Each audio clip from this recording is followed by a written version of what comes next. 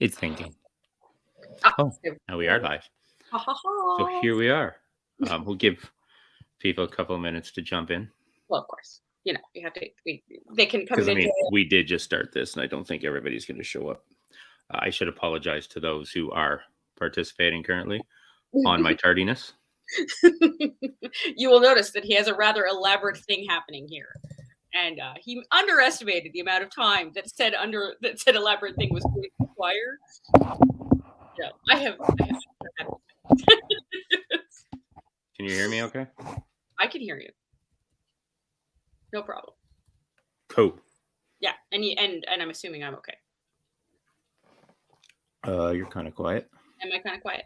I could probably. Can I turn up my? And my volume's not working on my headset. Uh-oh. Are we even coming through my headset? I don't know. Am I? Yes, you are. Okay. It might be because I'm wearing a goddamn Santa hat over my headset. Or you're just going deaf in your old age. You know, could be that too. Oh, that could be too. Because we are all old and broken, but jolly nonetheless. Jolly. It's me. A reindeer. If I turned around, you would see its anus. All right. Yes, I recall this sweater. Yep. I have my reindeer mug full of whiskey. I don't have an ugly Christmas sweater. I almost bought one, and then I didn't because I forgot, technically. But I do have the very tacky Christmas brooch with like pearls and rhinestones, and you know, That is it's tacky. It was probably a Christmas present, but it was probably from my grandma. So, you know, I kind of love it too, just because, even though it's terrible. You look like you're all ready to read stories, which of course we are going to be doing. Yes, yes, we are. There will be stories read. There will be fables told. There will be. So I figured we could do this in kind of 3 parts. Mm-hmm. As the ghosts did it. Fair enough. Christmas, past, present, and maybe future if we have something to talk about in the future. So, nope, there is no. Start off in the past. Okay. Well, I guess I will start off with. No, you can start off. What was Christmas as a child? Oh, well, okay. So we usually did like a bit of a thing on Christmas Eve as well. So I was lucky enough to actually have a fireplace in my house growing up. So we would tend to like get a fire going with like, you know, a Christmas log if we had one, sometimes not, depends. And we would get brand new pajamas every Christmas that were some variety of Christmas theme kind of thing, whether it was colors or whether there was like, you know, reindeer or something on them. And my brother and I would like, you know, get into our PJs in the evening after supper kind of thing. And we would play like board games or sit around and chat and eat as we got older. But for the most part, it was like, as a kid, we would like get dressed into PJs, eat junk food, and play board games until it was like time to go to bed kind of deal. But all of the Christmas stuff when I was growing up was downstairs. So like, in the family room in the basement. So we saw like nothing. It was, I mean, of course we helped decorate the tree and all of that kind of stuff. And there were decorations in the living room, but most of it was downstairs. So we were not supposed to know if like the stockings were full and all of that kind of stuff. Haha. Hello, Jennifer. We have a human. We also have a Michelle. We also have a Michelle. Hello, Michelle. And we're happy ho to you guys. Okay. Now these are supposed to just pop up as they type them, but we'll see if that actually works. Well, you know, maybe I will go over to the comment section as opposed to the private chat section, and then maybe I will also see them. But yeah, so it was usually pretty calm and nice and friendly. And of course, in my house, we definitely drank the lait de poule. The lait de poulet?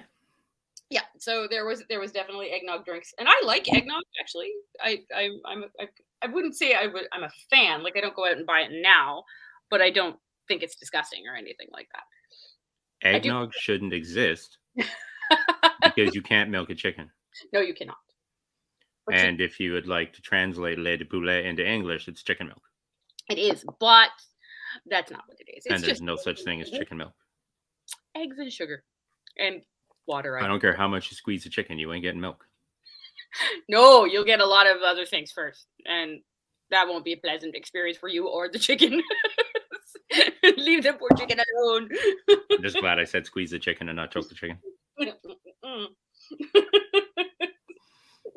So, anybody, if you have stories from your past Christmases, of course, fire them off in the comments. Or if anybody wants to join into the conversation, let us know and we will find a way to get you an invite. You can fire something away into the private chat if you would like. A little DM-ish. Welcome, Allison, and thank you very much. So, I remember as a kid, Mm-hmm. I don't remember way back as a kid, but when I could remember as a kid, I remember me and my mom and my grandparents getting up at like 5 in the morning. On Christmas Day. On Christmas morning because we had to open our stockings. Then we had to head out to my cousin's place. And of course, they were waiting upon us for us to open the rest of the presents. Yep. So we had to make sure we got there bright and early. Mm-hmm. So we left the house at like 6 in the morning, went over to my cousin's place. Oh, that's too early to be doing anything. Yeah. And it was me and my 2 cousins, my aunt and uncle, my mom, and my grandparents from my mom and my aunt's side.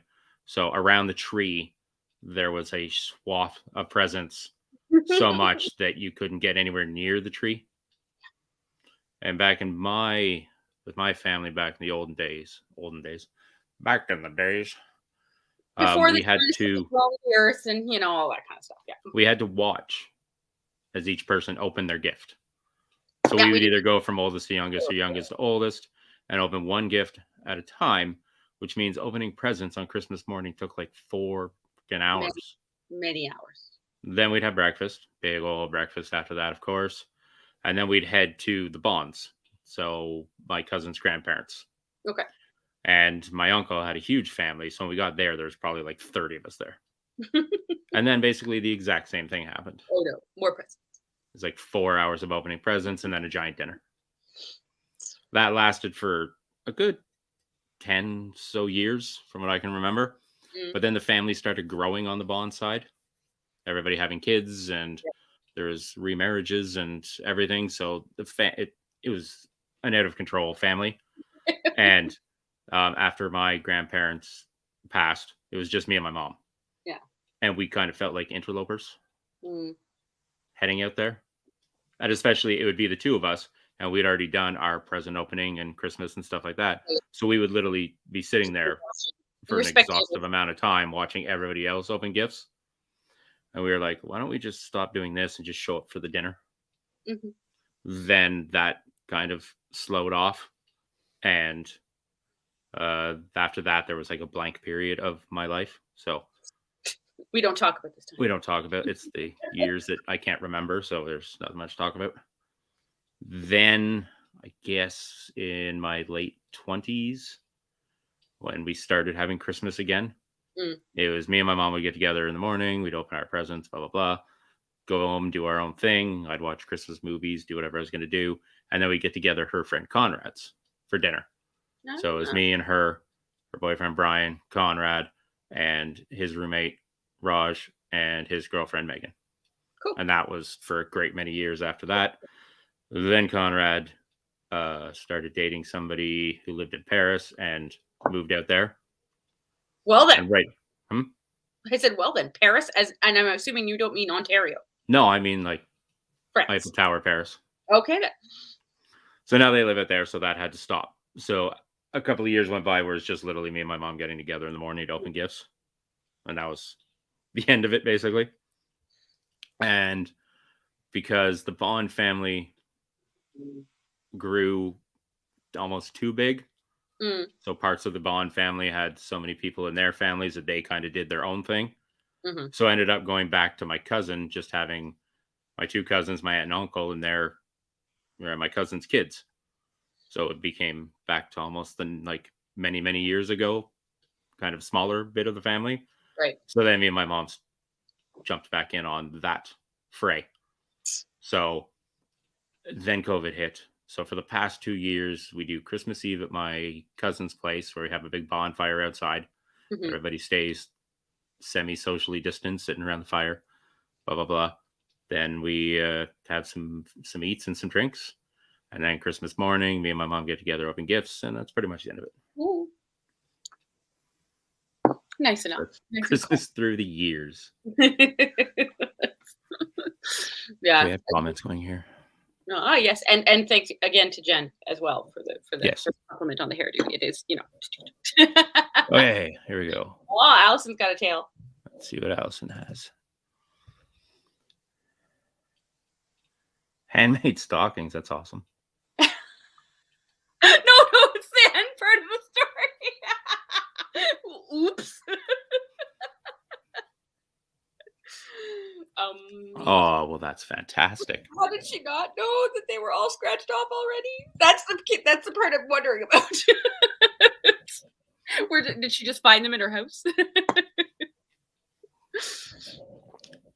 And Michelle. Oh, wait, let's see. Uh-oh.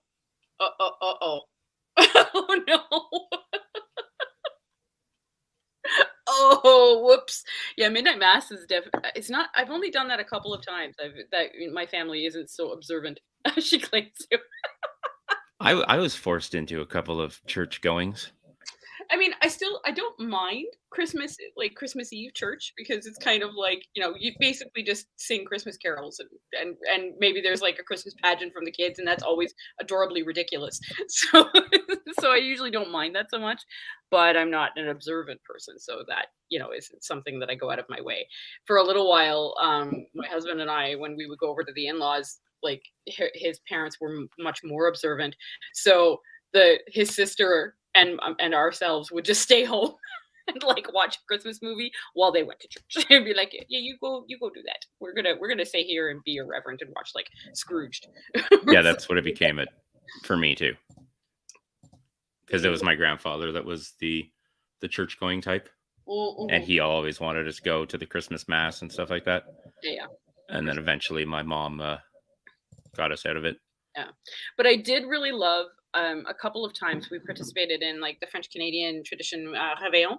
So that we'd have like this like 1 a.m. party kind of thing. And I mean, it was ridiculous for the kids because we would be up until like 4 o'clock in the morning. But it did make sure that we slept in later on Christmas morning. so, so maybe the parents thought that was a good idea. I don't really know.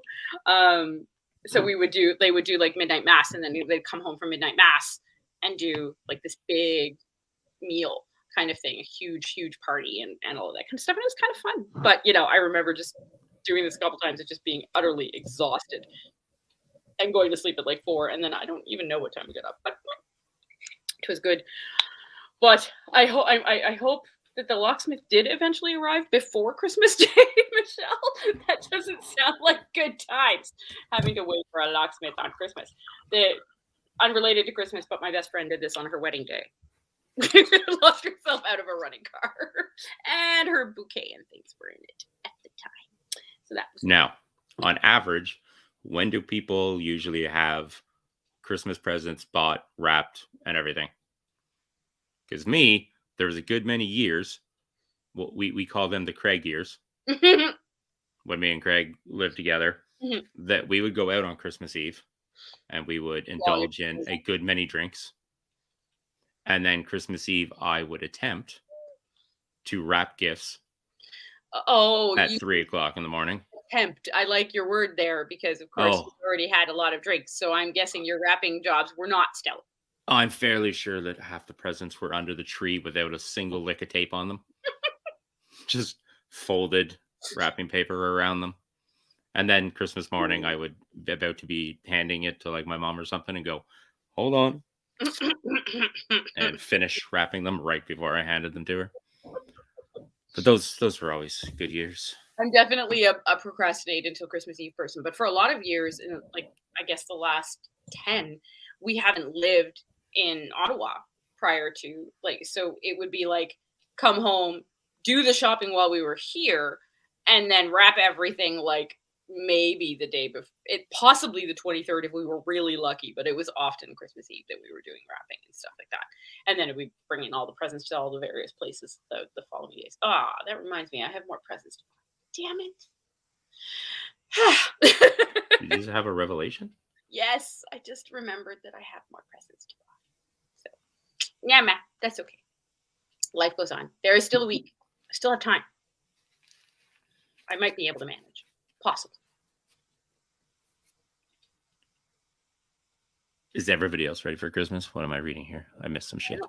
Well, there was talking about midnight mass, and I like that it was that, that Allison's. It looks like Allison's grandpa may have been the one to scratch all of the tickets. I mean, he was probably just trying to make sure that there might have been a winner, and if there was one, oh yeah, because if it was, then he would have kept it. And I mean, come on. Maybe he would have just given the money. That's what I think. Or maybe it's just a grandparent thing to do.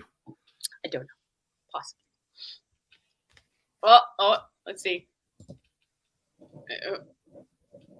Oh. Oh dear. That would be, I don't want to be forced into doing anything on Christmas. I've had enough of that in my existence from, being a child and being dragged around everywhere and told to sit there and shut up and be quiet and don't do that and don't play with your new toys and na. I don't like being corralled to do anything. That would drive me crazy. Crazy.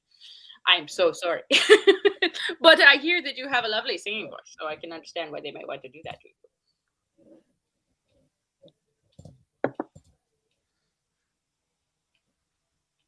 Well, what was your absolute favorite Christmas tradition, though, that you had? Did you have like any specific foods that you guys ate, or that were like, no, I'm not talking about like the Christmas dinner thing where, whether it was turkey, ham, whatever, but I mean, like, was there like a special cookie or something? My mother every year still does, because me and my cousins and my uncle beg for it. She makes date balls. Oh, which is basically just balls of date and marshmallow sprinkled with sugar. Nice. Sounds good. I really enjoyed. That's like an every year thing. Yeah. My mother would make these things. So my mother would do Christmas baking. She's a very good cook, very good baker, but she doesn't like to do it. It's not a thing she enjoys. But at Christmas time, she would get in the kitchen and she would make tons of cookies and squares and that kind of stuff. And the best ones were these, they called them butterscotcheroons, and they were like a graham crust with coconut and butterscotch chips. Best things ever. They were like that salt sweet combo. Oh, they were so good. I have the recipe now, though, then I can make them whenever I damn well please, so I don't have to wait for Christmas anymore. And it doesn't make them any less special. Hold on, it's still amazing. I have to fix something. Continue talking. No. Okay, I suppose I can. I just can't hear you. Oh, okay. So yeah, I had there's always these things that I really enjoy. And of course we would always get like pomegranates in the house. And this wasn't something that we ever had in the house at any other time of year. And I remember being like, I don't know what to do with this thing. And opening it up and still not knowing what to do with that thing. And I think to this day, I still don't know what to do with that thing. Although there are now YouTube videos that help me if I want to learn what to do with a pomegranate, which I think is pretty hilarious, that a fruit needs video instruction in order to consume it. Is Tyler back with us now? Yeah, I'm back here. Okay. I was just trying to fix my sound. Okay. Seem to be okay now. Yeah.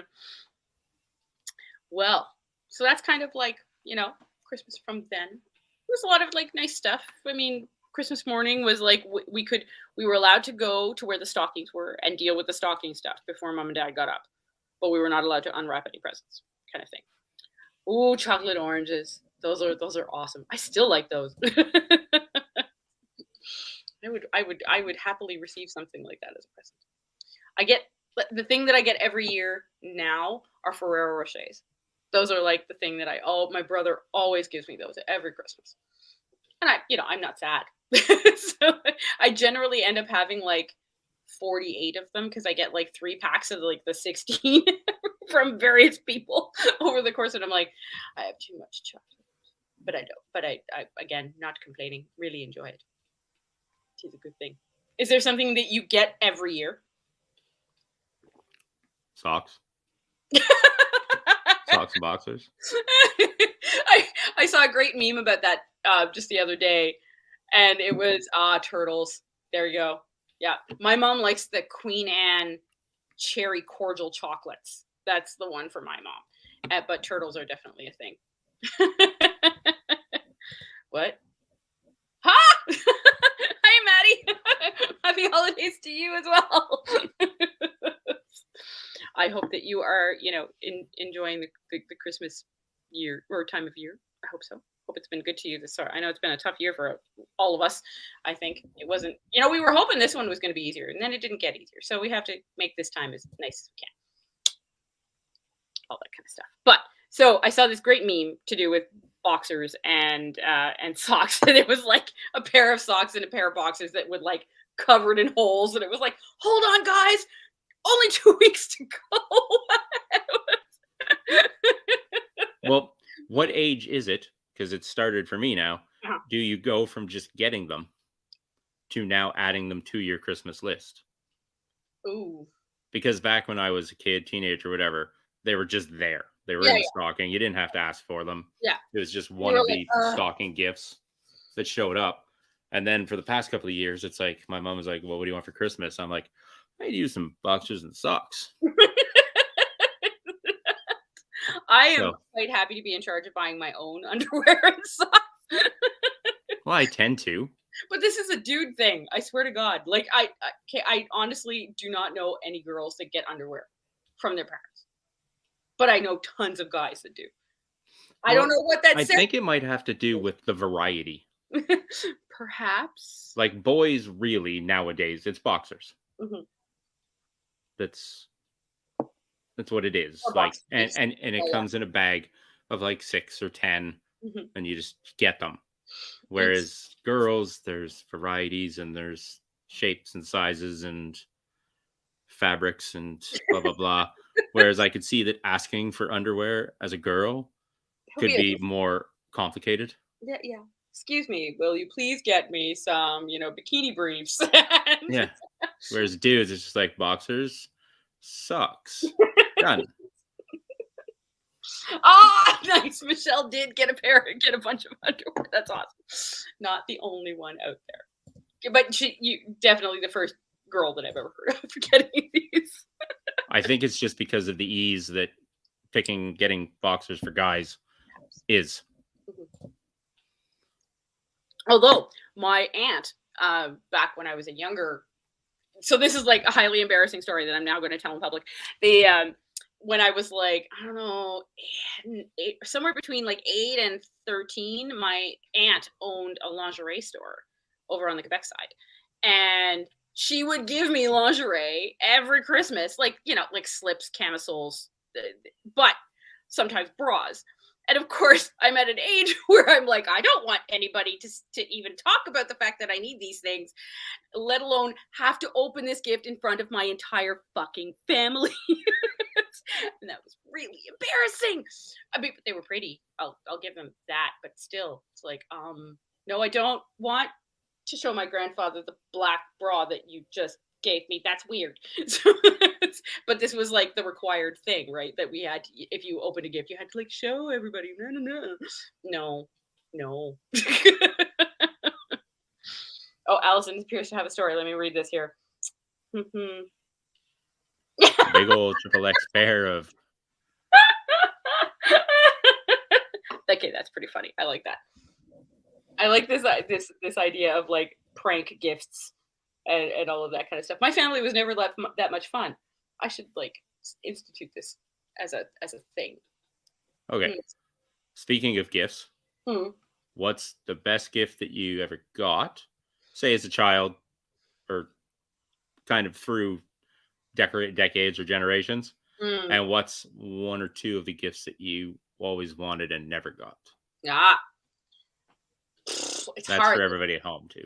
There's a couple. So my dad made me a dollhouse when I was, I don't remember what age I was when I got it. Young, obviously. And that was pretty amazing because he made it himself. And the Barbie motorhome that Of I got, course. that was pretty friggin' spectacular, let me tell you. And my dad still complains to this day how late he had to stay up to put on all the goddamn decals. I think so. Those are two gifts that I really remember, but there's other ones too. I mean, I've gotten lots of beautiful stuff over the years. My family is really good at picking gifts. I have to give them a lot of credit for that. And both my blood family and then my in-laws family, they're all fantastic at that. So I've gotten gorgeous jewelry and all these kinds of things. But from as a kid, those are the two that I remember the most. And then, but the thing that I never got that I always wanted to get was an easy bake oven. Never got one of those. Is the what? Sorry. Easy bake oven. Right. Yeah, never got. How about you? Okay, well, Aaron Aw, record. Nobody gave you a record. wants a record player. Boo! I had one of those like Fisher Price ones that was like amazing, and I use that all the time. What's her other message? Aw, that's no good. Okay, like a coat and a pair of boots and a vacuum cleaner. But no, that's not a present. I'm sorry, that is not unless it's like a fucking Dyson. Maybe she wants you to take those 3 things and MacGyver them into a record player. Aw, see, this is not cool. The whole, asking for Hulk Hogan stuff and getting Barbies instead. I would have wanted the Barbies. I wanted all of the Barbies, but I didn't get them. I'm with her. I would have had the Hulk Hogan. Well, like me now would rather a Hulk Hogan doll than a Barbie. But okay. No, Well, it was a Dyson. Then okay, at least that is at least a respectable vacuum. But still, this is not a Christmas present. Wait. For me, it was. Yep. Maddie wanted the Barbies instead, but got Hulk Hogan. See, you guys needed to meet before and then just trade. That would have helped. For me, it was one of the better gifts I got or one of the most memorable ones, probably Castle Grayskull. Oh, that's a pretty. It was basically like my dollhouse because it closed up, but then it opened, so you could play on the inside of it, and it had the levels and the rooms and everything, and it came with like He-Man and Battle Cat and Skeletor and his cat. Mm-hmm. And I believe I had Man-O-War where you like flicked his. Oh, the one where you could see the dent. You flicked his chest and the dent got more and more and stuff like that. So that was good. Later, I got a GT Snow Racer, which was, I think, like one of the that's amazing. first years where they kind of came back into the fray, and being able to steer a sled was one of the greatest things ever. Probably a mistake on my mom's part getting it to me because I believe it was involved in 1 or 2 of my breaks. Possibly. I like the things that I never got. I don't think there was anything overly tragic that's like scarred me for life out of a present that I never ended up getting. I mean, the only one was that easy bake oven, and really, my best friend had one, so I had access. It wasn't the end of the world. I would have liked that Barbie Corvette in Dallas, though. The Jen. That was amazing. Because I was definitely envious of a couple of my friends that had those. What's Dallas? The horse. Oh. Yeah. And I mean, had like the beautiful mane that you could comb and put things in. Yeah, It was lovely. I did awesome. My cousin got like this Barbie dream home thing that was like, as tall as you. Not you now, but as you as a kid kind of thing. And that was insane. And I was definitely jealous, but I never even imagined that I could get such a thing. Oh. Ooh. Ha! Awesome. That's really cool. Can I have the gist of that one? I can't read. Oh, okay. So Michelle was saying that the most memorable gift that she gave was giving her her grandfather a Photoshop picture of his face on the Senators logo, and that he was so happy with it that he used it to like make T-shirts and cups and all sorts of stuff. So it spawned this whole other thing, which is beautiful. I do really love when you give something to someone and their reaction is just like over the top. Like I made my mother like a doily out of beads one year, and it took a long time. It was like a 40-hour process to make this thing, and she just about died when I gave it to her. She was just like, she knew how much work that something like that took, and she was just like over the moon about it. And it's still out in the living room and all of that kind of stuff, which makes me happy when I see it. So it's nice when that kind of stuff happens. Speaking of gifts and presents, Ooh. let us talk about what happens when the gifts and the presents don't arrive.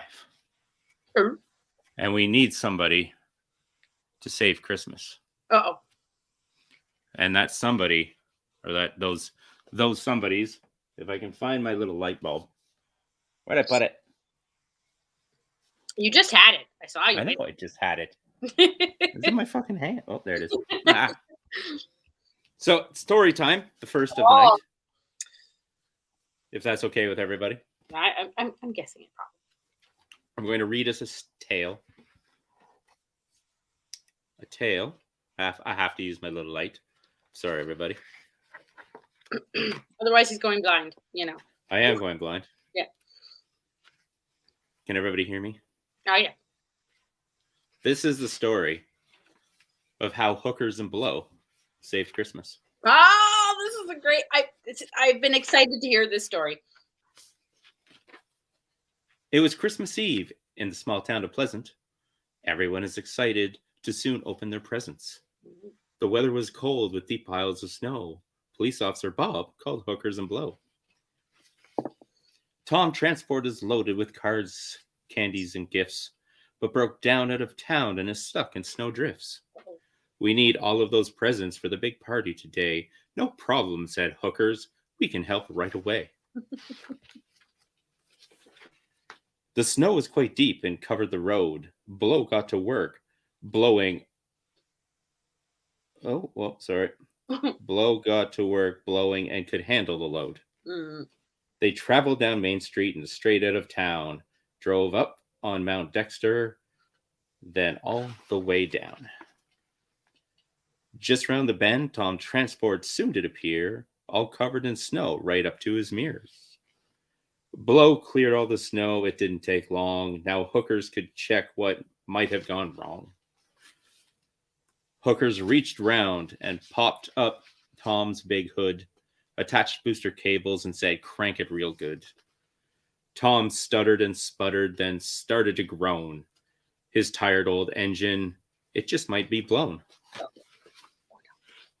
Tom moaned. The snow and the hills were maybe too much. I might have broken a piston or wore out the clutch. No problem, said hookers. I'm a big tow truck, you see. We'll get you to town quickly, you, Blow, and me. With Tom mounted on hookers, Blow plowed through the snow. They headed for town, driving careful and slow. Hookers got on the radio and called up ahead. Police officer Bob, we saved Tom, but his engine is dead. The snow keeps on falling. Blow is blowing real hard. But we'll get there in time with candies, presents, and cards.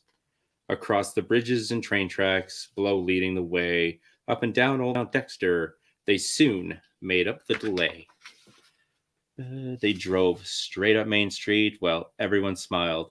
Tom loaded with presents for each and every child. They arrived at the party and there was a great cheer, for hookers and Blow had made it the best day of the year. Nice. Now, this is a pretty new story, right? When did this one come out? This was written and illustrated by Monty C. Pepin. Mm-hmm. It is Hookers and Blow, so everybody can see. Hookers and Blow save Christmas! And I will I'm just curious. See if it's written in the book somewhere. I need my light. Mm-hmm. Where's the copyright date? 2020. Well, there we go. So it just came Just out. last year. Nice. Just last year, we learned the story of how Hookers and Blow saved Christmas. There we go. Very tongue-in-cheek, and yet still child appropriate. Very child appropriate. See, I couldn't have written this story. I would have put far more hookers and blow innuendo in there. They kept it rather safe. There was a couple moments there. There's a few. But overall. Oh. Okay. Nice. I will definitely check out that story. Thank you, Maddie. I'm going to Chunky's Christmas. I'm definitely going to copy that. Write that down somewhere. Yeah. I'm going to put that on a notepad. Oh, he sent the clip. Cool. There we go. Ha ha ha ha. Well, sadly, I don't think we can show it due to copyright. Sadly. Yeah. We got to be careful about these things. Even where's the thing? There we go. Now I have it. Excellent. Thank you very much, Maddie. How long is it? Did you open it already? No, I did not. I didn't want to go there and end up having sound doing funny things and all of that kind of stuff.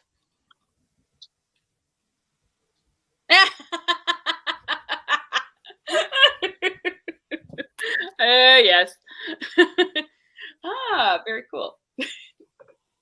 They, of course, we can't possibly have a Canadian Christmas without mentioning some of the crazy Canadian comics that are out there, and Bubbles. Current wars. Oh, dear God. Well, thanks to your clients, Maddie. So before, you could basically just stream everything. What Christmas specials did anybody basically set their watch to?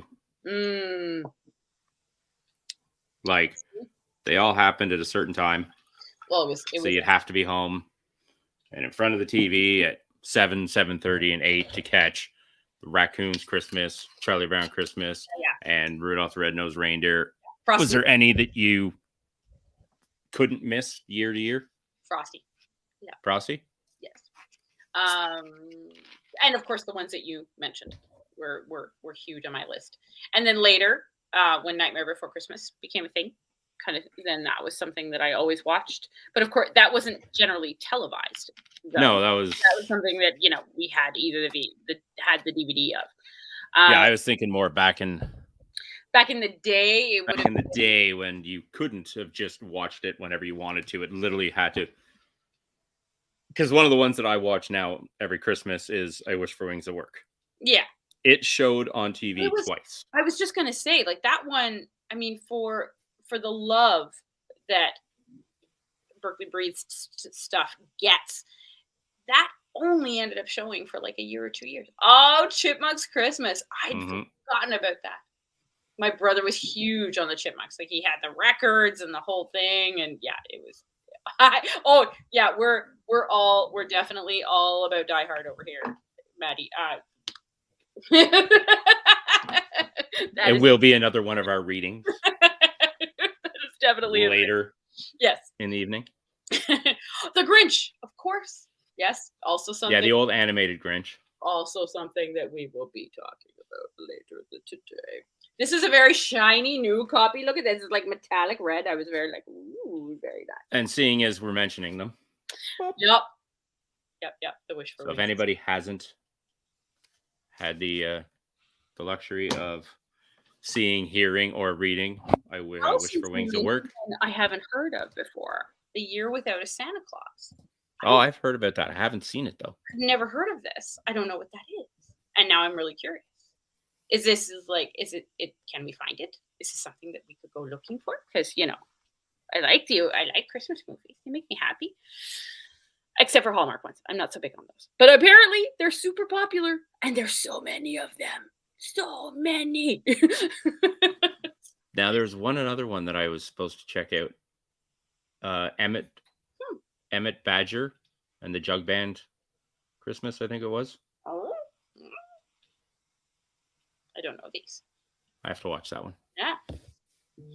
Of course, it kept showing up on my lists because of course, getting ready for this, I Googled stuff and such. Therefore algorithms. Allison said it has heat miser and snow miser in it. That seems like pseudonyms, perhaps, but I'm curious about that. Sounds quite interesting. We'll have to see. There's so many Christmas movies out there, right?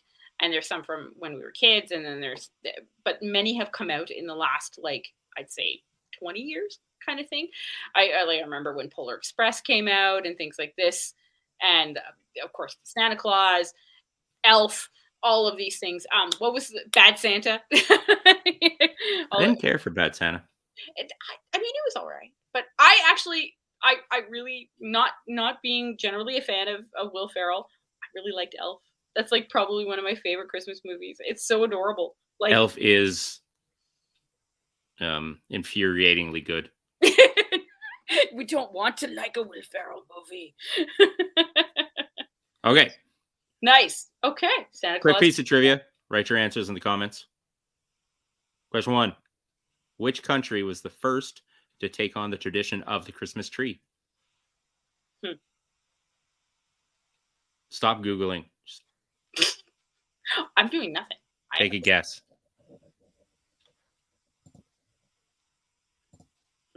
I'll give you a hint. Karen should possibly know this.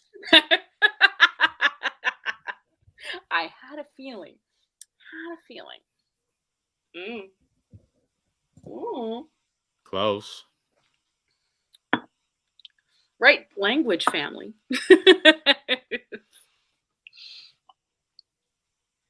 Okay, time's up. It was Germany. Allison had. Oh, there we go. Yep. Right on the dot.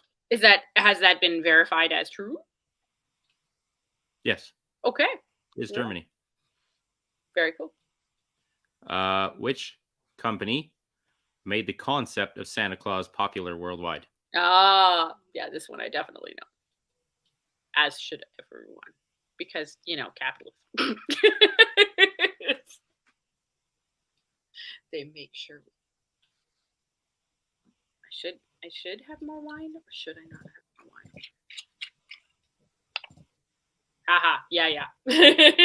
that took no time at all. There we go. Certainly the imagery that Coca-Cola created surrounding Santa Claus is beautiful. Like, and I do often really like their Christmas ads. Of course, with the polar bears and the penguins and all that kind of stuff. I realize that polar bears and penguins do not coexist. Yes, but that doesn't mean it's not cute. So, I'm willing to accept these things. One more. The Puritans banned Christmas in 2 places from 1659 to 1682. Name one of those 2 places. One's on this side of the pond, one's on the other side of the pond. Interesting. I have a guess, but I'm not sure on that one. We'll have to see. There are weird noises coming from my vent. I don't know what's happening out there. Okay, on this side of the pond, it was Boston. Okay. Makes sense. And on the other side of the pond, it was England. Okay. So Boston and England didn't have Christmas from whatever I said. 1659 to... I like it. Yeah. It's a good guess. Interesting. Well, the Puritans definitely suggested a particular area, but I certainly thought United States, but I didn't know where in the United States. And I would have thought that it would have been all of the United States, but then again, at that time, that the United States didn't quite exist yet. So, makes sense. Damn Puritans. Silly. What did they want to happen? How did they I don't know. Christmas? Now, speaking of Christmas Eve... Allison suggests that John McClane is in my vent. That would be great if Bruce Willis showed up, although it's really small. It would just be his head. Well, in that meme, it was just his head. In your Yes, meme, it was just in yes, his head. that's true. That was a really fantastic Christmas decoration. I now want to do this. Okay. Yes, So does everybody in the chat currently agree that Die Hard counts as a Christmas movie? except Do we have this debate now? Aaron already said so. Said no. Yeah, but then she left. So Oh, with her gone, we can continue this conversation. we can't bring it up with the naysayer. That's unfair. Because my question with the Die Hard thing is, for Christmas movies in general, what actually makes a Christmas movie and what just makes a movie that takes place during Christmas?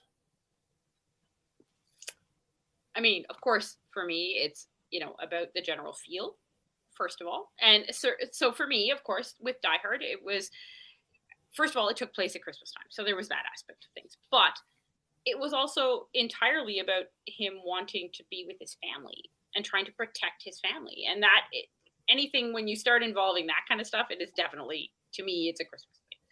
But I mean, I guess other people could have other criteria. What would make a Christmas movie for you? So one of the movies that I tend to watch at Christmas time, or I should say one of the movies, one of the sets of movies that I tend to watch at Christmas time is Lord of the Rings. So because first of all, it always came out at Christmas time. Like that was when the movies were released. And then because of the length of the movies, this is when I have time to watch them. So for me now, they are like inherently connected to Christmas. And it's been 20 years. 20 years since with those movies being out, or at least the first of them. So now that is literally been a tradition for almost half my life, kind of thing. So now they're a Christmas movie, although they have absolutely nothing to do with Christmas. Yeah, I don't think you'd win a debate on that one. No, I wouldn't try to argue that those were a Christmas movie for anyone else. Like No. that is definitely like a personal tradition. But with Die Hard, I would definitely fight on that one. The other one that I always get that people say isn't a Christmas movie is Gremlins. Oh, that's totally a Christmas movie. Totally a Christmas movie. I believe it takes place over Christmas. Mm-hmm. He gets Gizmo as a Christmas present. Yeah. He just happens to open them on Christmas Eve, I believe. But when I was back with Tanya, we had the tradition of having Christmas Eve as the Christmas. Okay. Yeah. So the more European style. We'd go over to her mom's place, and Christmas Eve would be the huge night of the dinner and the gifts and everything. Yeah. And Christmas morning would literally just be like the stockings for her girls. Okay. That was basically it. Okay.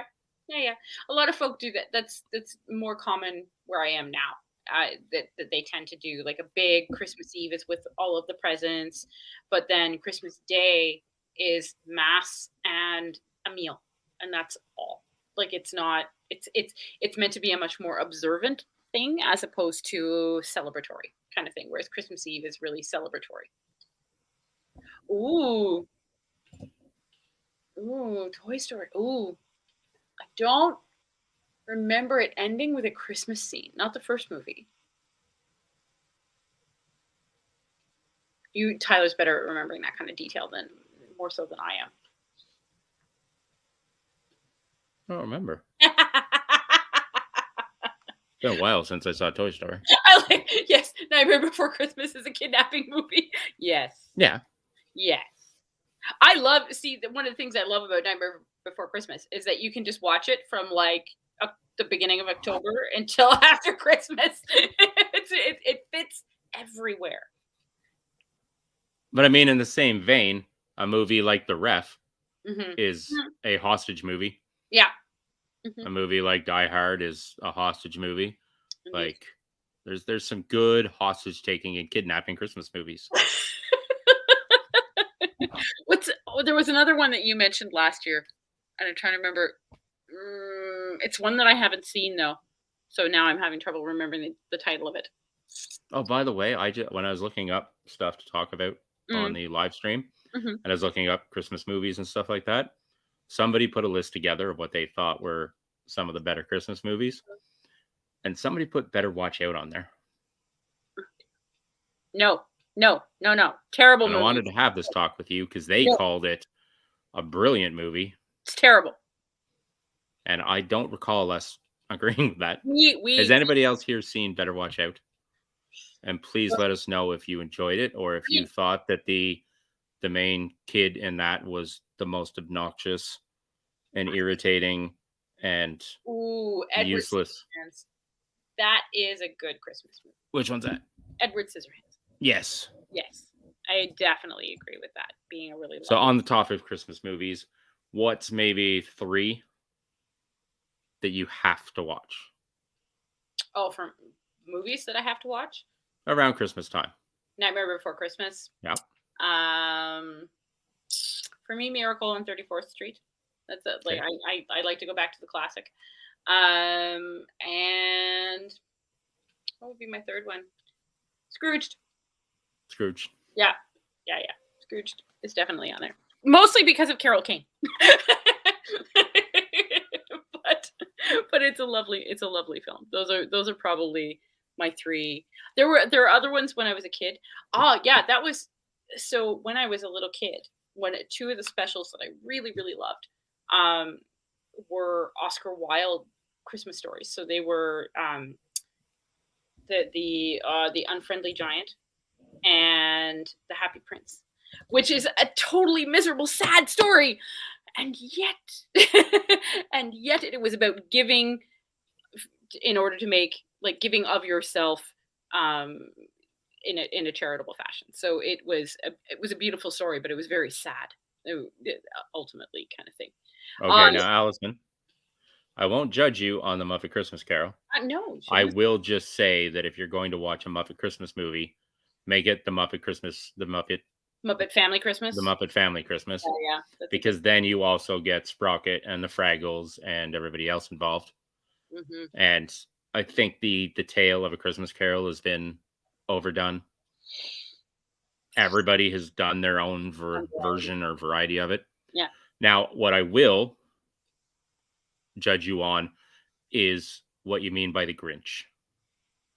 Is it the animated version? Oh. Is it the new animated version? Or is it that shit Jim Carrey version? Hey, now. It's shit. Oh, I think she meant the animated one based on that. Then we're all okay. Some folk really like the Jim Carrey version. No. It's not my deal, but yeah. It's not shit. I just don't like.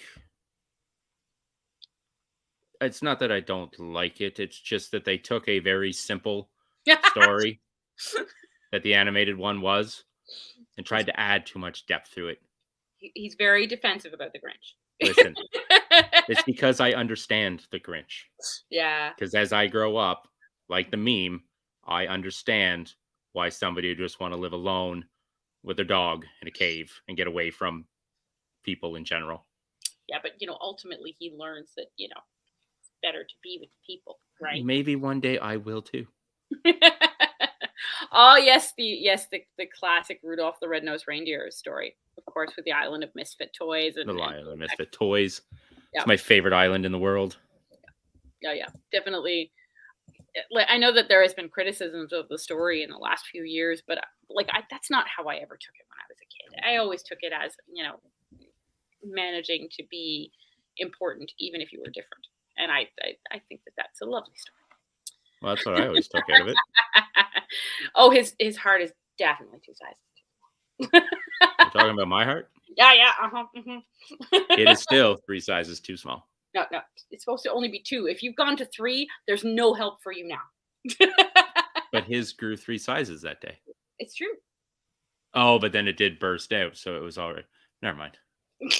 I'm digging too deep into this. For me, Maddie's comment was Charlie Brown, Brown, of course. National Lampoons, which of course is a Christmas classic. That's one of mine. Yeah. National Lampoons is one of mine. Nightmare Before Christmas, as you said, is one of mine. Mm-hmm. And I Wish for Wings of Work, which we will be reading later. Mm-hmm. Soon. And then I still like all of the shorter animated ones, like How the Grinch Stole Christmas, Charlie Brown, Frosty, Rudolph, all of them. I like the classics. Well, but not the classic movies, because I don't think I've ever seen Miracle on 34th Street. I don't think I've ever seen It's a Wonderful Life. Missing out, man. Missing out. I am. I mean, I'm not. I don't watch a lot of really old movies. I have to admit, but those ones manage to resonate anyway. I also don't think I've seen the original Christmas Carol. Oh, just the Muppet one. oh. See, I think the original version of the Christmas Carol that I remember seeing when I was a kid was drawn. It was an animated version, but not like cartoon, but like drawn like in a storybook kind of drawn. And because I remember like an image of, you know, little Timmy's cane leaning up against a chair to imply that he had passed away and all of these kinds of things. But I honestly, I have no idea who did the production. It might have been like the National Film Board here in Canada, or something like one of the Quebec animation companies, because of course there was quite a number of those. But I don't really quite remember. If anybody who is like anybody remembers that and has like some kind of inkling of where it came from, tell me, because maybe it exists on YouTube somewhere. You know. What was I gonna say? I don't know. Because what were you talking about? We were talking about Christmas specials and all of No, those. the animated Christmas Carol. Oh, the animated Christmas Carol. Yeah. Oh no, I had a completely different thought. Mm. It was just a reminder that this Christmas Day that we can all watch Letterkenny, because you mentioned Canadian. Yes. Classic Canadian Christmas Day. Got to watch Letterkenny. Should start off the Christmas special. Yeah. Can't wait for that. Yes, that'll be fun times for sure. Oh, yes, Krampus definitely counts as a Christmas movie in my book. Absolutely. The creepy one with Michael Keaton, where he dies and turns into a snowman. Is that Krampus? Is that Krampus? No. Oh no, sorry, you're Jack Frost. You're talking about the Jack Frost kids movie. Oh, unless the one that Jennifer is talking about was the Oscar Wilde one, where which was like about the giant that lived alone in the tower. Oh, see, the one I know is with Michael Keaton, and he dies. And yes, there was that one. I know which movie you're talking about, Tyler. The Michael Keaton flick. And of course, Krampus counts as a Christmas movie. Yes, absolutely. Of course it does. Absolutely. You know, it's a funny thing. So that particular observance, Krampus, I mean, was really has this kind of funny origin story. So it's really popular in Austria, and ended up getting transported to California, and therefore kind of took off in North America because it branched out of Austria. Really funny little thing. Yeah, I'm pretty sure, Jen, that's the one that I'm talking about. It's the Oscar Wilde animation that had Jack Frost sort of as part of this whole giant storyline. I'll send you the link for the story, and you can see if it's the one I mean, because it's out there on YouTube. And it was an interesting little story. It was like Jack Frost kind of like dancing and causing general havoc in this at this sort of castle complex. Hilariously, I just listened to the episode of How Did This Get Made, based on Jack Frost, and the guests that they had brought on to talk about it, accidentally watched the Orson Welles stop animation one. You mean Oscar Wilde one? Oscar Wilde, sorry. Yeah. Stop animation one. Well, they were supposed to be watching the shit Michael Keaton gets turned into a snowman one. So it was an interesting episode. It was funny. So now that we're talking about Christmas movies and shit in general, some more trivia. Yeah. Okay. Christmas movie trivia. And then one of us is going to read the classic Christmas tale of Nakatomi Plaza. What are the names of the three troublesome children-like characters in Nightmare Before Christmas? Oh, I've had too much wine to remember their names now. Come on now. Nah, it's true. I wish I had some Christmas music, timer music. Okay. She has sent me.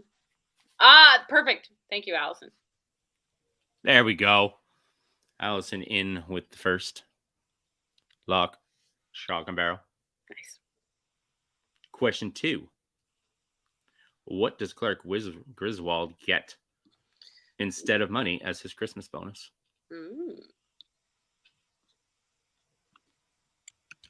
You're gonna have to that one. I don't know. I haven't, for a long time. I hadn't watched that one. Oh, it's that one. I see, Jennifer. Okay.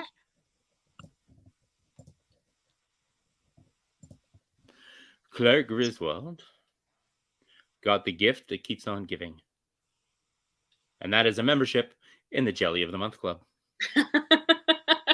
Jelly of the Month. Everybody needs jelly. Sure. What is the fictional movie that Kevin McAllister is watching in Home Alone? Oh my God, I've never paid attention to that. Ever. But then again, it has been some years since I've seen Home Alone. Have you even watched a Christmas movie in the last several years, as you keep Nope. saying? Last year, yes. This year, no. Okay, well, last year you were forced into it. No, I was not forced. I definitely was happy to do it. But this year has been a little bit. Well, that's one of the lines from it. The actual movie is called Angels with Even Filthier Souls. Okay. It's a fictional movie made up just to play during that scene in Home Alone. Close. Allison was really close. Next. So Jennifer provided the IMDb link for the Jack Frost movie that she was talking about, and it's from 1979. Oh, so wow. this is definitely something I probably watched as a kid, but I have no recollection of it personally. Well, we'll have to give it a watch. Yeah, definitely. See what we think. Yeah, for sure. What are the 3 rules of owning a Mogwai?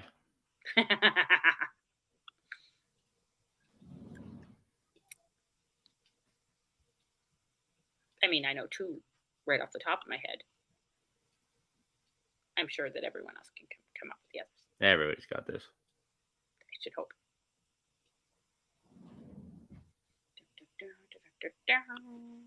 You don't get them wet. Done. You don't. Yep. Allow them in direct sunlight. And as Michelle said, you don't feed them after midnight. Okay. And she says wait, but I was already done. Oh, wet. She said wet, not wait. Do not make them wet. No wet. What did Frank Cross suggest using to keep the antlers attached to the tiny mice in Scrooged? Oh, shit. I don't remember right now. I'm terrible at these details, though. Crazy glue? Anybody got it? Anybody got it? Come on. Type faster. Type faster. Type faster. Some kind of cement? Staples. Oh! That's just mean. I thought crazy glue was bad, but cement is or staples. In the 2003 version, well, in Elf from 2003 with Will Ferrell, what is the first rule of the Code of Elves? Dude! What? I'm amused simply because I have watched this movie at least a half a dozen times, and I don't know what that is.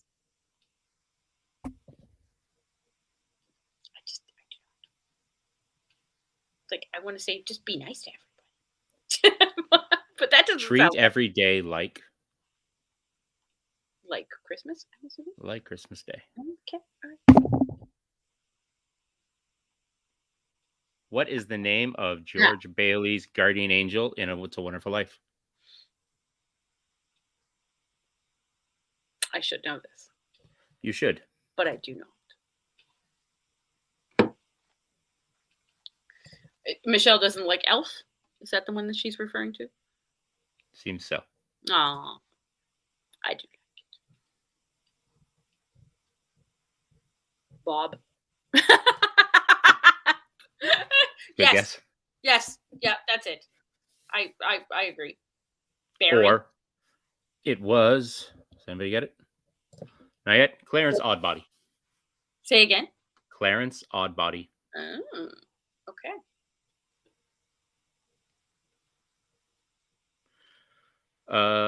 Who voiced the conductor in 2004 animated film The Polar Express? That one I know. Quick and easy one. Yeah. I'll let everybody else guess, but that one I know. Ed. Ed is a good guess for the. Ed's a good guess. Bob and Ed. Yeah. Because who's gonna guess Clarence Oddbody? Nobody. I don't know. People who know that this is a Christmas live stream and studied up on their Christmas facts. Nobody is supposed to have to fucking study at Christmas. I did. Well, that's poor you. I had to get all of this ready. It's like homework over here. Mm-hmm. Yes, it was Tom Hanks. Yes, exactly. Thank you, Allison. This one I did. 2 more and then we can move on. Okay. What is the nickname of the burglars from Home Alone? Not their individual names, the name of their burglary team. Oh, I was not prepared for this trivia. So, no, I got nothing. It had to do with the fact that they like to, well, one of them liked to turn on the taps of the houses that they burglar and flood the place. Okay. Ha! No, not the sticky bandits. Something. The wet bandits. The wet bandits.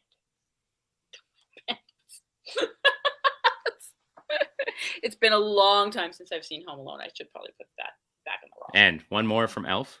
Mm. What causes Santa's sleigh to crash in the movie Elf?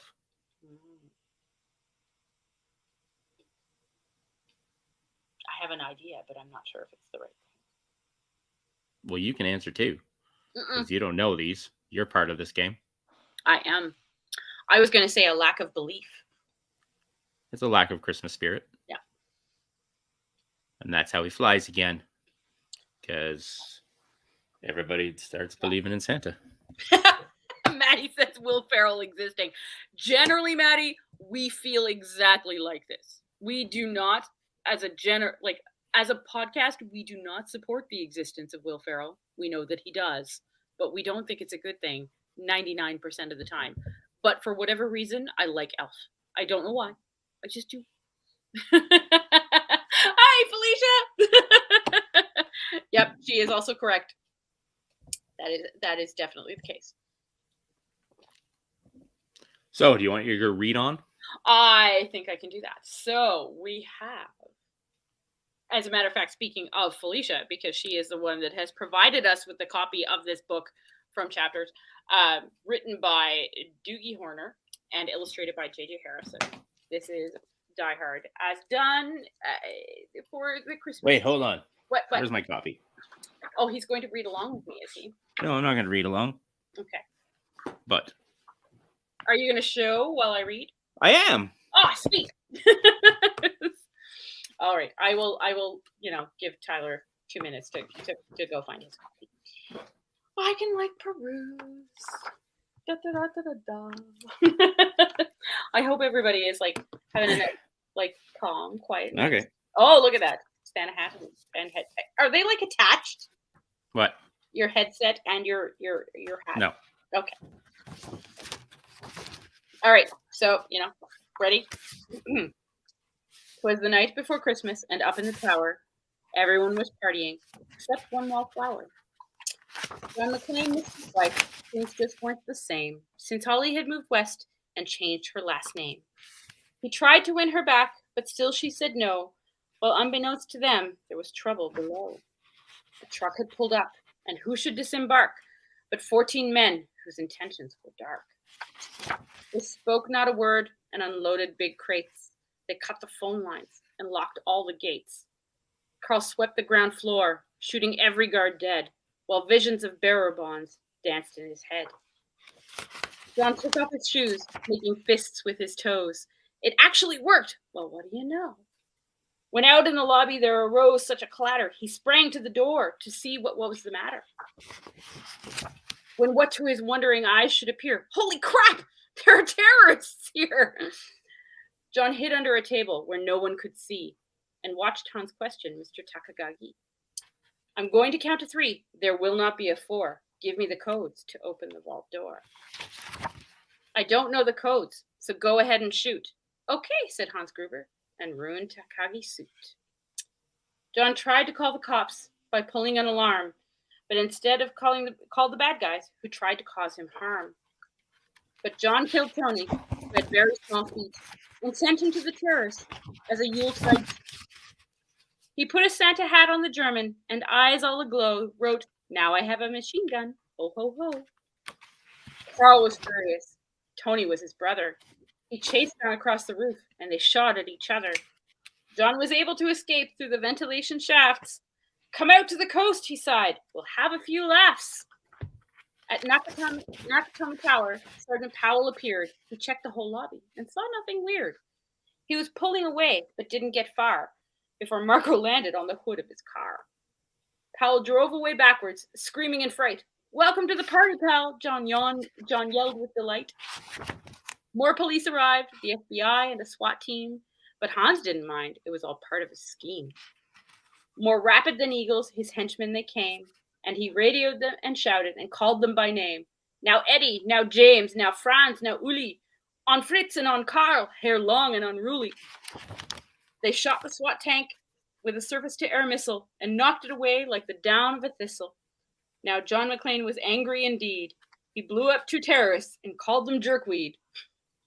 Ellis told Hans, Bubby, I'm your white knight. Hans shot him dead, giving the hostages a fright. Hans went to go check on the explosive fuse, and saw that poor John wasn't wearing any shoes. John fled from Karl and Hans, but alas, he had to run barefoot over sharp, broken glass.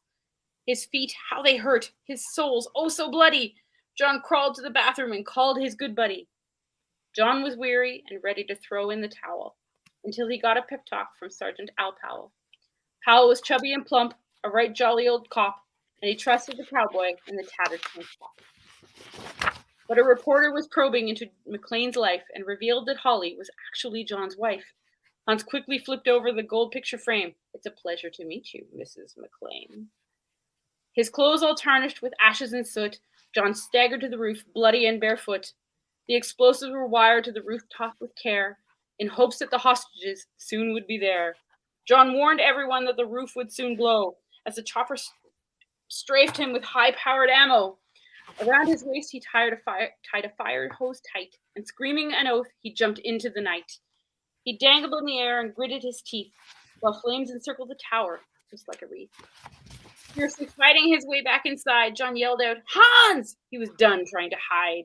He lived to the vault like an old man on crutches, and only to find Holly in his filthy clutches. John dropped his gun, put his hands on his head. It seemed he and Holly soon would be dead.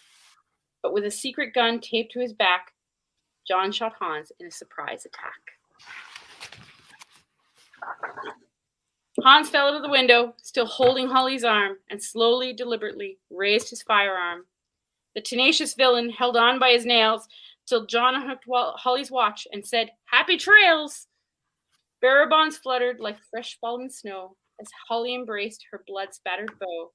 So Merry Christmas to all, be kind to one another, and most of all, yippee-ki-yay, motherfucker. Classic. Nice. Classic McClane. So much Christmas spirit. So much. It's a good story. It is definitely a grand story.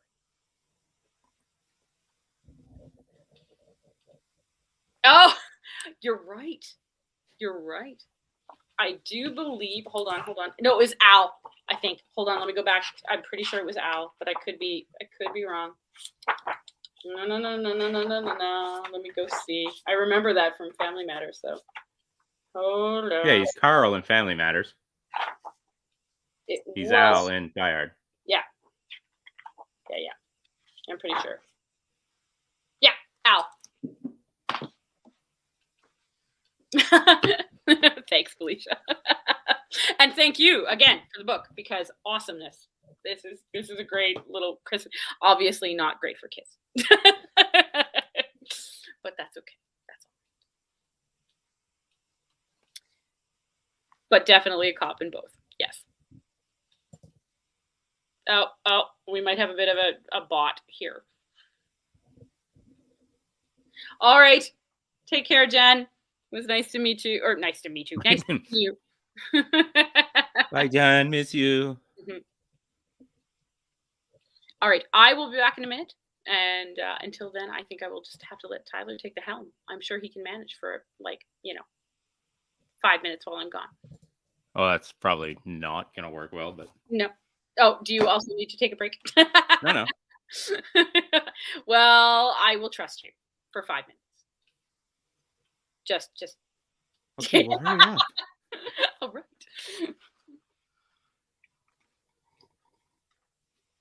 So what is everybody doing this Christmas? Because I know the last couple of Christmases have been a little weird, as we say. I am going to go out to my cousin's place on Christmas Eve and have a bonfire. So we will all be outside enjoying the bonfire. And he has a big garage. So we open up the garage doors and we can hang out in there and kind of keep ourselves slightly distanced. I mean, we're not overly worried about it. We're family and stuff like that. But you never know. He has small kids and stuff. So we're doing that. And then it'll be me and my mom Christmas morning. And that's about it. That's pretty much what we got. Oh, working on Christmas Day. That'll be joyous. 'Tis the season, I guess. I remember when I worked at the dairy, we were open Christmas Day as well, because, of course, food industry, 24-hour, 24/7.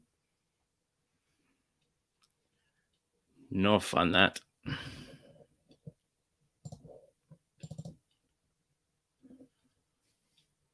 And Maddie will be working with his homeless homies.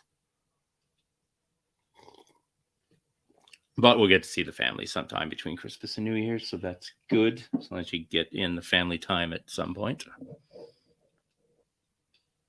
I, with the new place that I work, will be off from the 23rd until January 3rd, which I've never had before. This is like a whole new experience for me. I always had to work Christmas, usually, and the time in between. Going to see Spider-Man on Christmas Eve. Well, you will enjoy. I'm quite sure. And avoiding all humans on Christmas Day. Probably smart. Who needs to see humans on Christmas Day? If you have spent all your time with the humans, nobody needs that nonsense. I mean, working retail is a special kind of hell at Christmas time.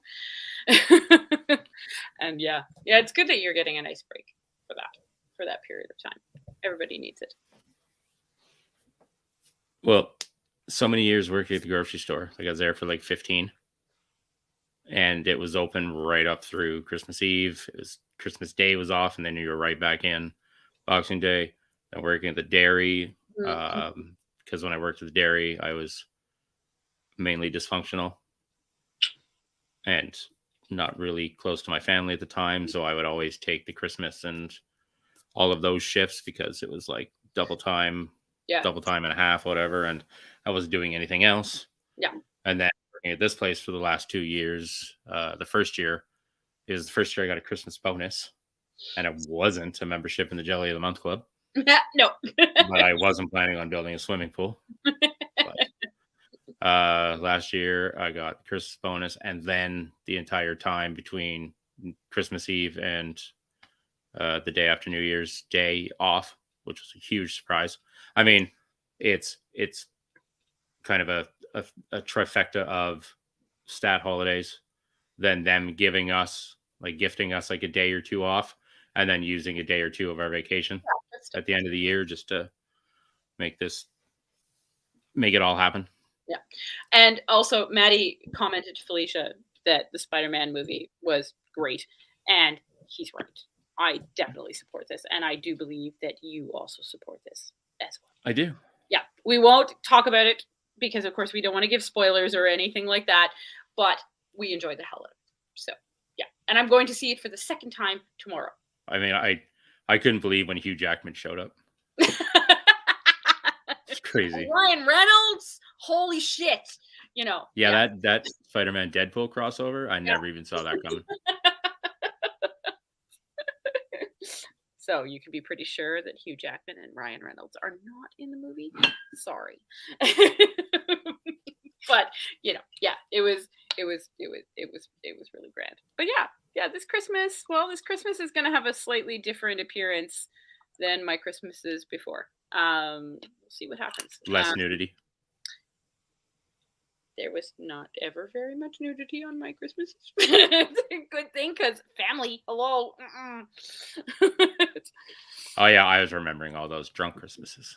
That's a different thing. Christmas and nudity. Only to be done without family. Yeah. So this Christmas is going to probably be a little bit more slow going.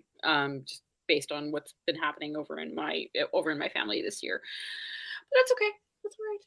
It takes whatever form it takes. You have to be adaptable, right? I mean, things change on a dime these days, especially, and of course, we've just had those new restrictions come in, so we have to reduce gathering sizes and all of that kind of stuff anyway. So, we had originally planned on doing a slightly larger family gathering this year because things had been going okay, and then, well, even given the situation, which wouldn't have allowed that anyway, it would now with the restrictions, it can't happen. So, such is life, the way that it goes. One thing I don't recommend: Mm-hmm. wearing a Santa hat and a big sweater next to a roaring fire. Yeah. Well, thankfully, you're not actually next to a roaring fire. Whoa! Illusions. Don't ruin the spectacle.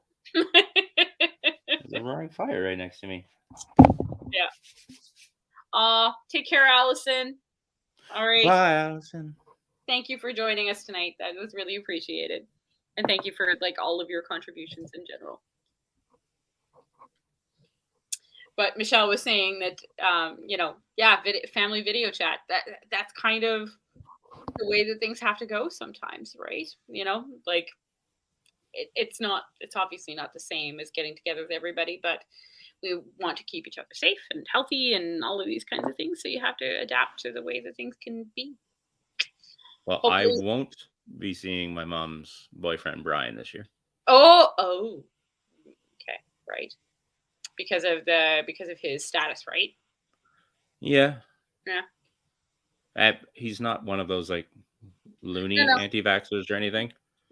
He's more of one of those not too sure about the science part of it yet. Doesn't want to grow a third testicle or something. He and I should have a conversation about his third testicle. No, I do not want to have a conversation about that with Brian. Personally, I don't see what the problem with the third one is. I mean, it might make walking a little more uncomfortable, but that whole man spread thing will definitely become a problem. Yeah, you'd have a weird set of moose knuckles though if you wore tight pants. Anyway, do we want to get on to another book? Sure. How about that one? Oh, okay. All right. So, what? I'm just reading the comments as they come in.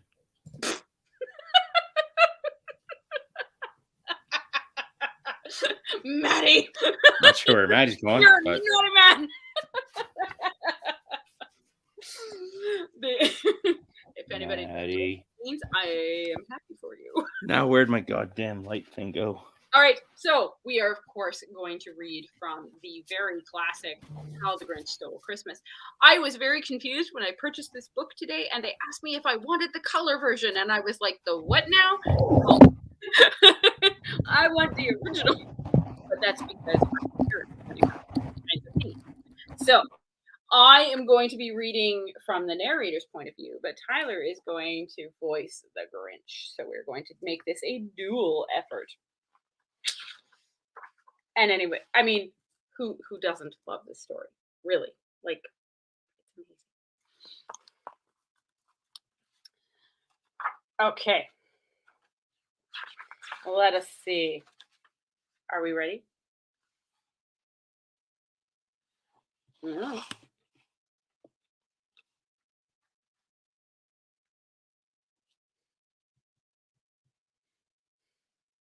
Hold on. I think we are having some technical difficulties.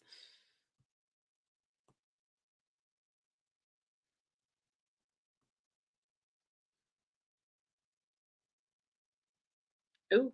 Oh. Okay. I don't know if we are still live, but we will wait until I think he did. So I think we're gonna have to wait until he comes back for a second. I don't want to get ahead of him. I don't know what happened. And considering that he is the host, I am surprised that I am still here.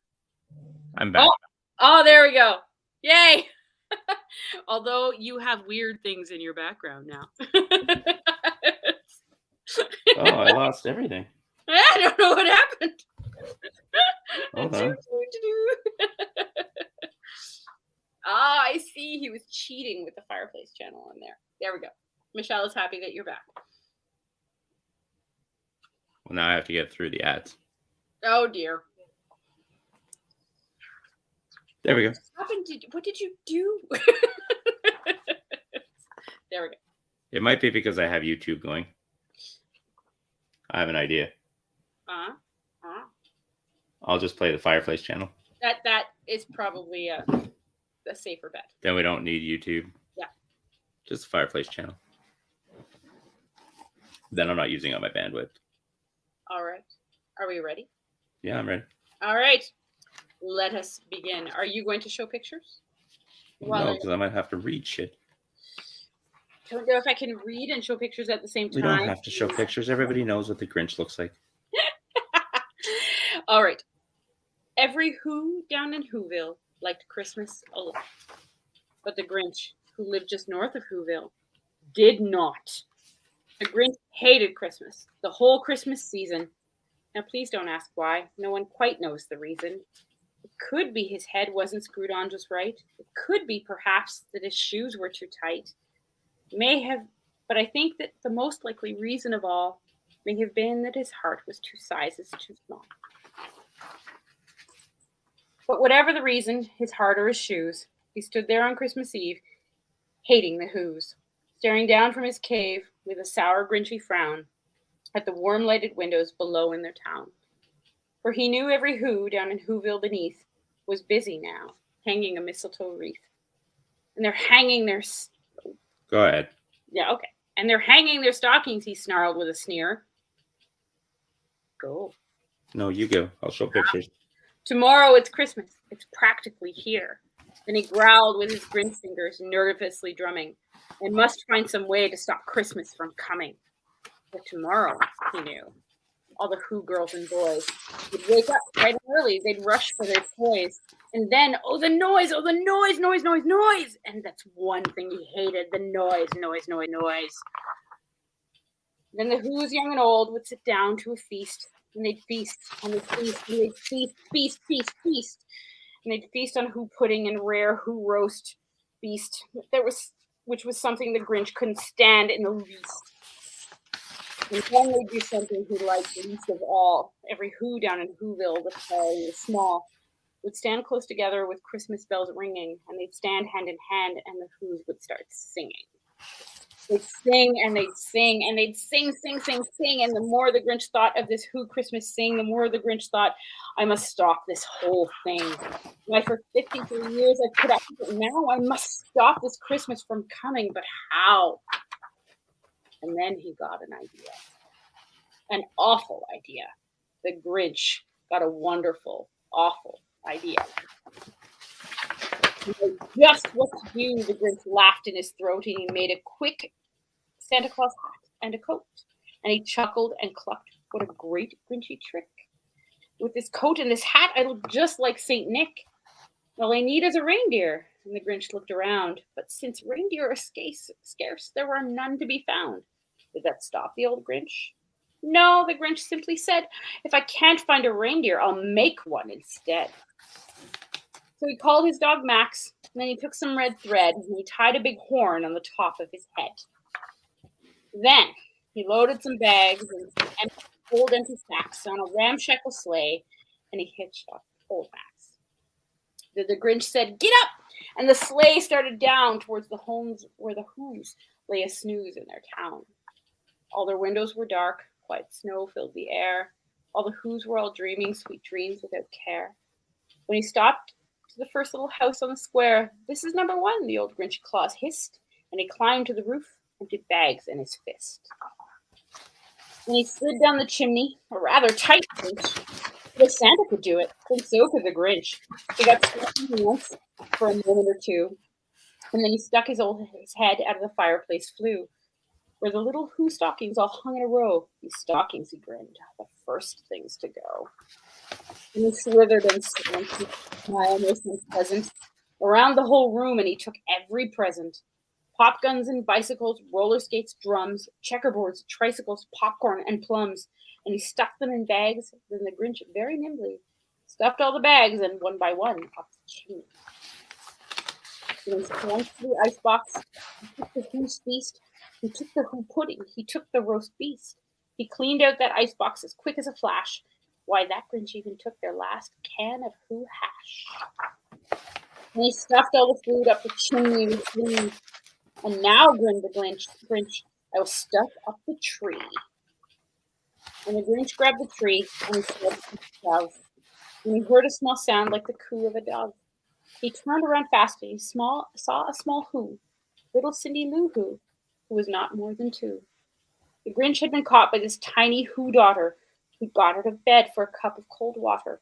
She stared at the Grinch and said, "Santa Claus, why? Why are you taking our Christmas tree? Why?" But you know that old Grinch who was so smart and so slick. He thought up a lie and he thought it up quick. "Why, my sweet little tot," the fake Santa lied, "there's a light on this tree that won't light on one side. So I'm taking it home to my workshop, my dear. I'll fix it up there and then I'll bring it back here." And his fib fooled the child and he patted her head. And he got her a drink and he sent her to bed. And then when Cindy Lou Who went up to bed with a cup, he went up the chimney and stuffed the tree up. And the last thing he took was that log for their fire. When he went up the chimney himself, the old liar. On their walls he left nothing but hooks and some wire, and one speck of food that he left in the house was a crumb that was even too small for a mouse. Then he did the same thing to the other Who's houses, leaving crumbs much too small for the other Who's mouses.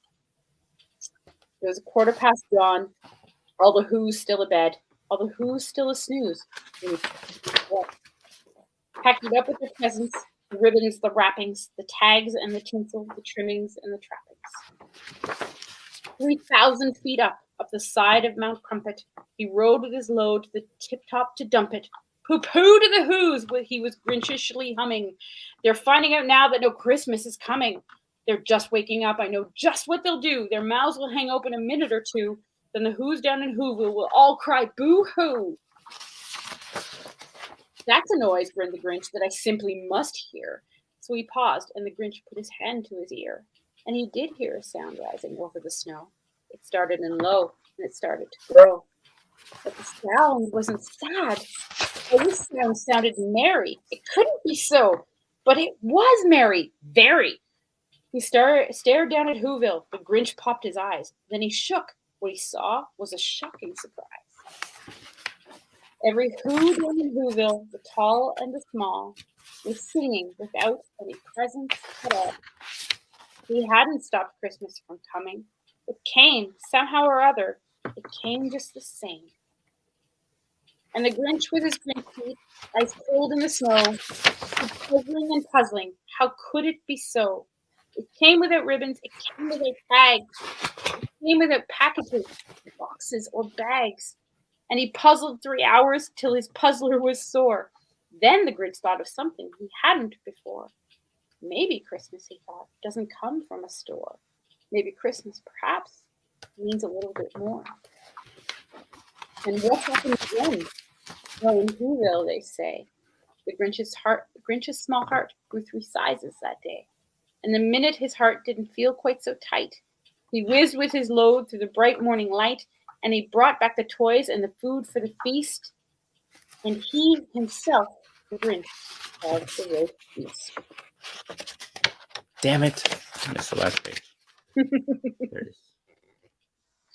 And of course, there we go. And the classic story that we. And a welcome to Mandy, who has joined the foray. Thank you for joining us today. I hope you managed to catch most of the story. Now, of course, Mandy is involved in lots of children's programming at the Ottawa Public Library, so I'm guessing she has read that story more than a couple of times. Because she read Hookers and Blow. Yeah, I don't know if they've read Hookers and Blow. Have they? Mandy will have to tell us themselves. Because this is kind of a new thing. Excellent. Which one? The Grinch? Yeah, Grinch or Hookers and Blow? Nope, not Hookers and Blow. Oh. But it's a good one. And safe for kids. It was surprisingly safe for kids. Yep, surprisingly so. So, maybe... There's only one mention of load. And, it was appropriately done. So, it's fine.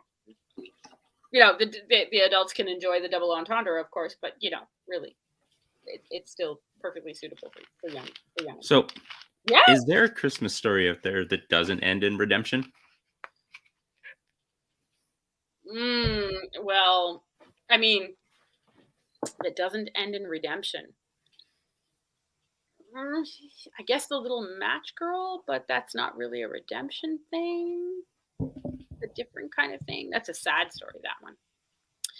For me, right now, I am having red wine, and it is from an Ontario brewery called Lighthouse.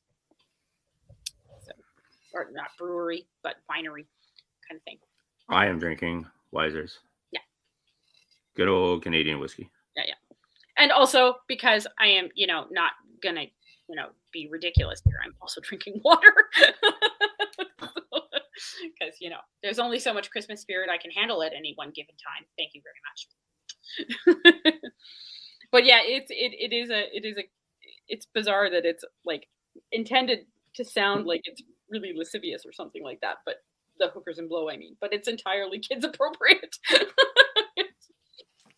Then again, what is kids appropriate has changed over time, kind of thing. But I think that most of the things that we watched when we were kids is still fine. Really, cartoon wise, like the classic tales. Yeah, I don't think they would have any issues now. I mean, there are aspects of some of the specials that we watched when we were younger that probably can benefit from further discussion. But overall, I still think they're safe for kids to watch. Like, they're not too mature themed or anything like that, or bigoted or things like that, as far as I can understand.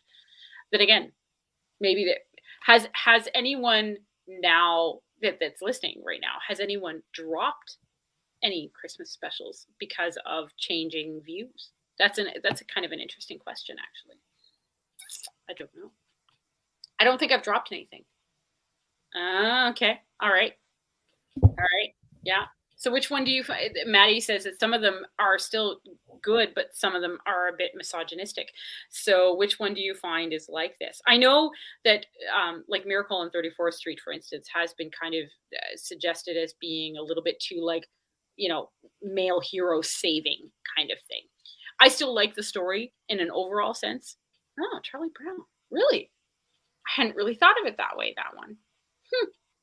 I'll have to, I could certainly try and watch it and see how it falls in that frame, but I haven't particularly noticed that one. What about you, Tyler? Well, we know me. I don't. You're not usually looking for those kinds of things. No, not usually. Yeah. And yeah, due to I am a privileged white male, I don't tend to dig for them or notice them maybe as much as somebody else would. Maybe. If they do happen to slap me in the face because they're just that obvious or whatever, then yeah, it will get me thinking about it, and it might change my view on something that I've watched or read or listen to or whatever. Hmm. But out of the Christmas specials that I tend to watch, or the Christmas songs that I tend to listen to, or stories that I tend to enjoy and read, I don't think anything from my childhood to now has anything in it that would change my view throughout the years Yeah. in of it itself. Yeah, yeah. And Maddie's right. There are some things that are certainly a product of the time kind of thing.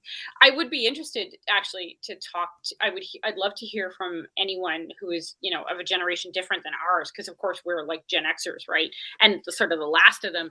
If there is, oh yeah, yeah, yeah. Well, of course, I wouldn't you say SJW, but I think that that's an unkindness almost to say social justice warrior. I mean, I think that paying attention to the groups that can be marginalized by these different products can be important. But um, regardless, I'd be interested to hear if from a different generation as to what their favorite Christmas specials are. Because of course we grew up in a certain time, so of course we would get the stuff that was from the 70s and the early 80s, and that would be integral to our Christmases because those would be the things that we watched as we were growing up. But anyone who was born in the 80s and grew up in the 90s, for instance, they might have a completely different perspective Well, on those. Allison, who isn't here anymore, I believe, is only like 30. Mhm. So Okay. she's in a completely different Yeah, generation than us, and she yeah, was talking about a bunch of the same stuff. yeah. I It's almost like the Christmas specials and movies and stuff haven't really been updated. Mm, mm, Unless you're talking about the Hallmark ones where they make 50 mm. new ones a year Yeah, yeah, because they can rifle those things off like soap operas and stuff like that. yeah, yeah. But the And classic tales, like name 3 really good like Christmas movies that have come out in the last 5 years. Maybe the Christmas Chronicles for me with mm, Kurt Russell. okay, I didn't It was okay. And maybe Klaus, which we watched last year, that right. animated one. Hmm. But other than that, it's either been retellings of stories, like a redo of The Grinch just came out, I think, 2 years ago, uh, in a new animated version of it. But since the times of Home Alone and Christmas, the National Lampoon's Christmas Vacation and that style, it's almost like the classic Christmas tales have stopped. Mm. There has been, Mandy mentions that the Little Drummer Boy is problematic. I'm not sure which version of Little Drummer Boy they're referring to there, but I mean, of course, I know the song, but I'm not sure which publication, like, or animation. Maybe I'm not really sure. But please, share that with us because we would be interested to know. I think there has definitely been a huge boom in the Hallmark Christmas movie industry. And in one respect, I gotta say that's a great thing because that has been a really big explosion for Canadian cinema. Yeah. So a lot of the Hallmark movies that come out, oh, stop motion one from the 50s. I don't know if I've actually ever seen that. I'm gonna have to look for it. I'm curious. I'm sure I must have seen it. If you've seen it, I've probably seen it. I just don't remember it particularly. The but yeah, the Hallmark Christmas movie thing. A lot of it comes out of Hamilton, actually. So yay for all of this business happening in Canada and helping our economy and our cinematic industry. But it's kind of generic stuff for the most part. But I do appreciate that they're starting to include relationships that are not just cis het. I think that's great. See, this is great. They they filmed the very first, so I'm guessing that was the one from last year. The title of which is lost on me right now, but it had Dan Levy. Oh, I don't remember what the. We talked about it last year too, and Yeah, we did. Shoot, I don't remember, but maybe Maddie will remind us. It had like friend in the title or something. I don't recall exactly, but it was like by all accounts a really well done LGBTQ Christmas movie kind of thing. It was well received for sure. And I love that it was. I don't think I realized that it was also partially filmed here in Ottawa. That's awesome. I like that. I'm quite happy to hear that. I'm trying to look back in our drive at our archive. I know we talked about See if I can find. Yeah. Okay. Cool. Maddie hasn't actually watched it himself, but he's read an article about it. It's actually on my, so I didn't get a chance to watch it last year just because life was busy, but I'd like to actually watch it this year. There's another, there's at least a second film that came out this year as well that looks quite interesting. I like the idea of, embracing family relationships that aren't just the, mom, dad, 2 kids. Because not most families are not like that. I mean, really, No, I can't find it in our doc. come on. Give me 2 seconds. I can find it. That's what Google is for. Oh, yeah, I guess I could have just checked IMDb. Did you say Dan Levy? Yes. There we go. Happiest season. Happiest season. That was it. Yeah. We all jump on IMDb at the same time. I cheers to you, Maddie. Chosen family rules. Yes. My blood family, lovely, but my chosen family is still some of my most favorite people in the world. Absolutely. So cheers to that.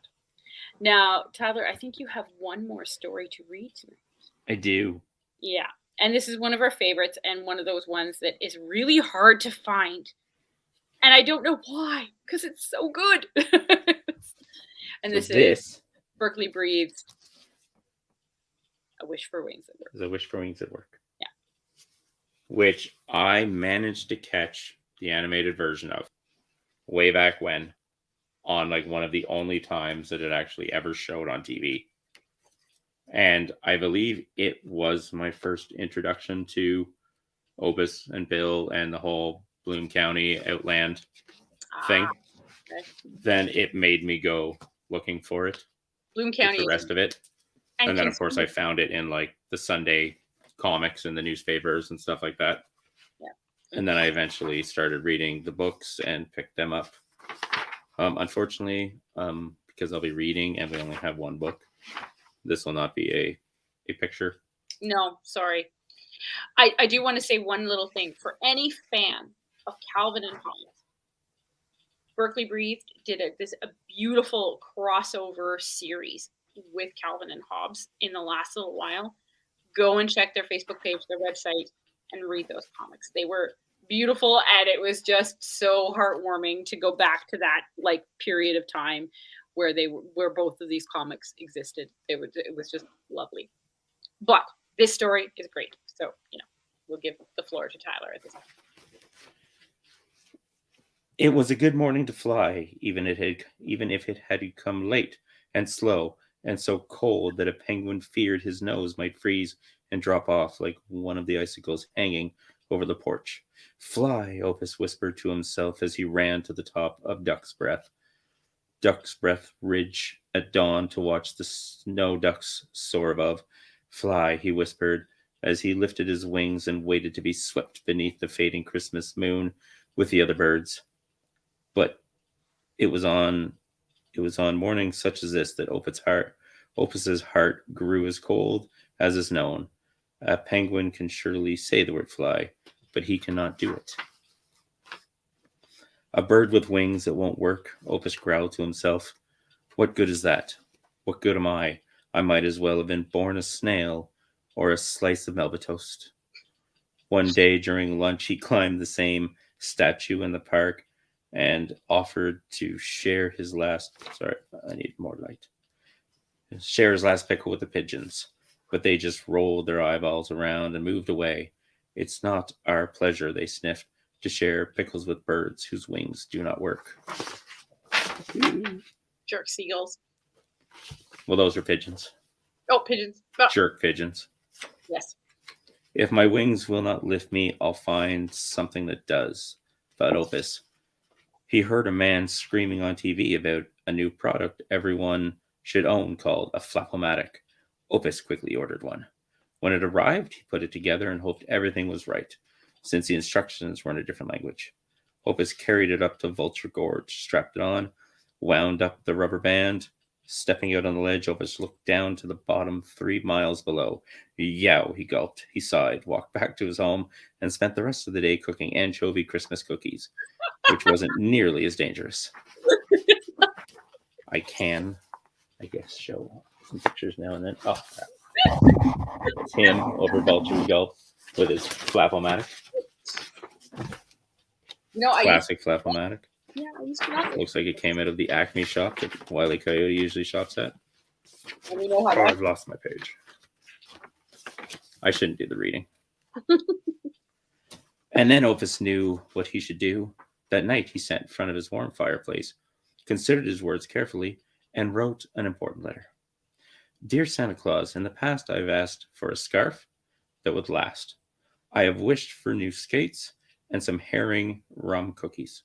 But since my wings sputter, and those times they should flutter, I thought you should know I need wings that will go.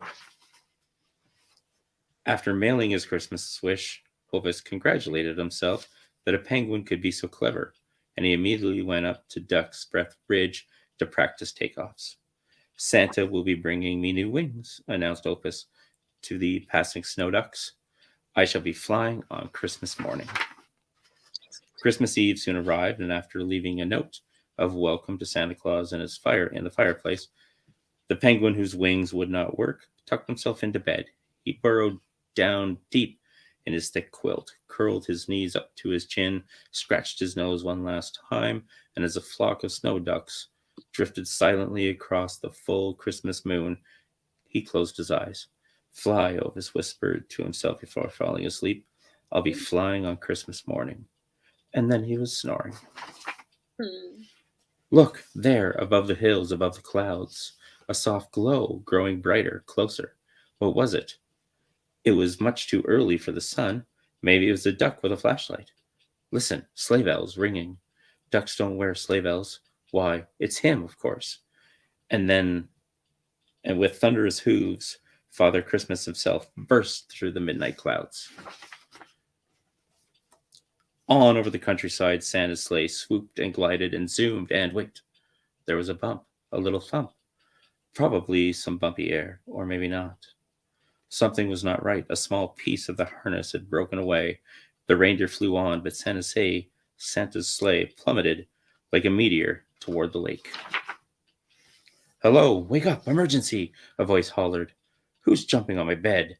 Asked Opus, rubbing sleep from his eyes. A snow duck was holding a light over Opus and looking very upset. Catastrophe, calamity, the duck hollered, a considerable setback. Please follow me. Opus sighed and guessed that the milkman had slipped and gotten his head stuck in the porch railing again. He crawled out of his bed and stumbled outside behind the midnight intruder.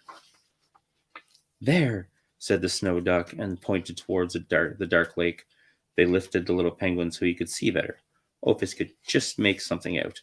A lantern out on the water, a big man with a white beard, stranded atop a sleigh that was teetering, rocking, and sinking.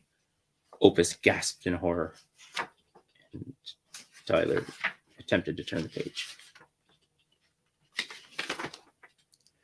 Down the snowy bank, Opus scampered, a flash of black and white as he hit the water.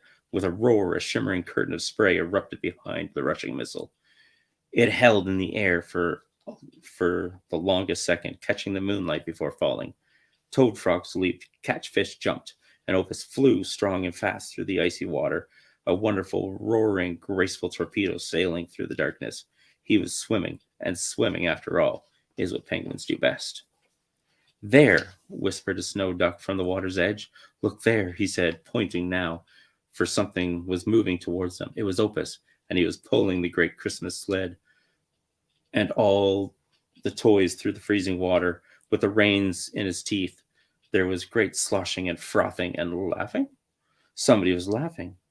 Out from the sleigh, a deep voice of good cheer drifted over the water. Ho, ho, ho, ho, it rumbled faintly. Ho, ho, ho, go. Opus stumbled exhausted onto the dock. His arms ached, and it hurt to breathe. He noticed many eyes watching him, and he tried his best to straighten his soggy red bow tie. He had brought the sleigh safely to shore. The reindeer were waiting there patiently. The large man in his red suit approached, grasped his hand, and shook it gently. Santa's wide pink face came down close, and his whiskers brushed Opus's ear. Opus noticed his kind eyes, of which winked softly. I see no penguin here, Santa whispered, whose wings only sputter. Tonight it was courage that flew yours beyond others. He whirled, and with a snap of a whip and a hearty laugh, he and the sleigh sailed up towards the stars. Opus awoke Christmas morning and stumbled sleepily to the door, but he found something besides the morning paper outside. He rubbed his eyes in disbelief, for there on his front porch, and spanning across his lawn and down the street, were hundreds, maybe even thousands, of smiling snow ducks. And each and every one wore a bright little red bow tie. Two of the ducks took hold of his arms and led him outside, where slowly at first, and then faster, they all began rushing and flapping their wings. What's going on? Said Opus, but he already knew, for his feet weren't on the ground anymore. Over the street and above the houses, the ducks carried Opus until they were way, way above Duck's Breath Ridge. Down below, people looked up, for they could hear a voice somewhere above the clouds. It was of a penguin whose wings didn't work, laughing because he surely was flying on Christmas morning.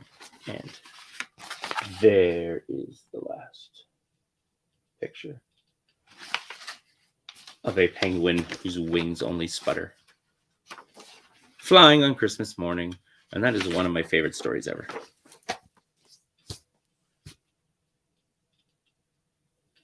Why can't I hear you?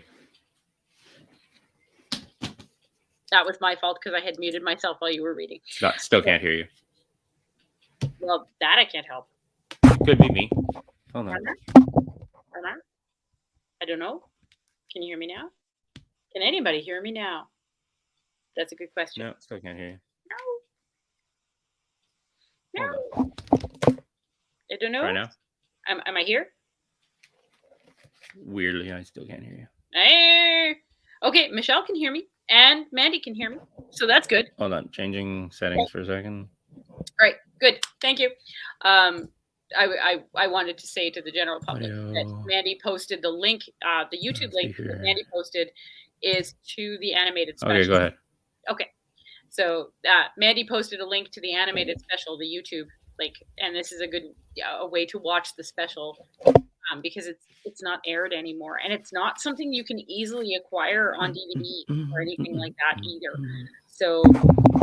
And as far as I know from Tyler, it's really difficult to get access to the story, like the actual book, right? I don't know if Tyler can hear me right now. Maybe? No? Mandy sent me an emoji, but I don't know what it means. Cannot read it exactly. Are you good? No? I think Tyler has lost audio somehow. Okay. Oh. Nope. My headphones died. Pain in the ass. Are you here? No, I can hear you again. Oh, you can hear me now. Okay. We're good. Oh, it was a happy face. Sorry, Mandy. I couldn't see for. I'm like, what is that? Anyway, Mandy had posted the YouTube link for the special, the animated special that we have watched years ago, kind of thing. But it's really hard to get a hold of, and it's really hard to get a hold of the story. But it's a beautiful, beautiful story. So, sorry, which one's that? For Wish That Wings That Work, or Wish for Wings That Work. Because it's not something that is easy to get your hands on. So I have it on VHS. Oh wow! Well, it did come out in what year was it that it was aired? Do you remember? I also have it on DVD, but hold on. Oh, there is it. We have another bot.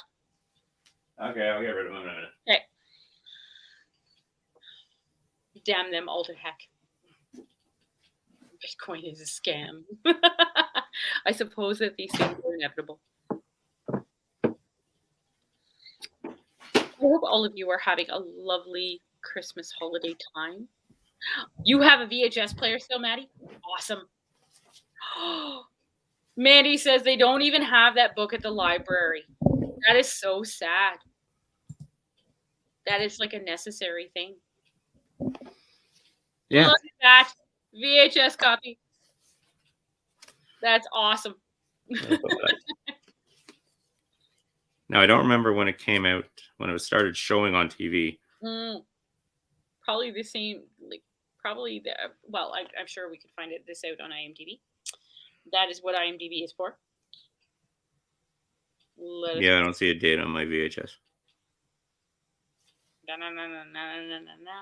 Let us see. I wish for ways it was. Now, the animated version on TV is much different than the story I just read. Yeah, indeed. 1990.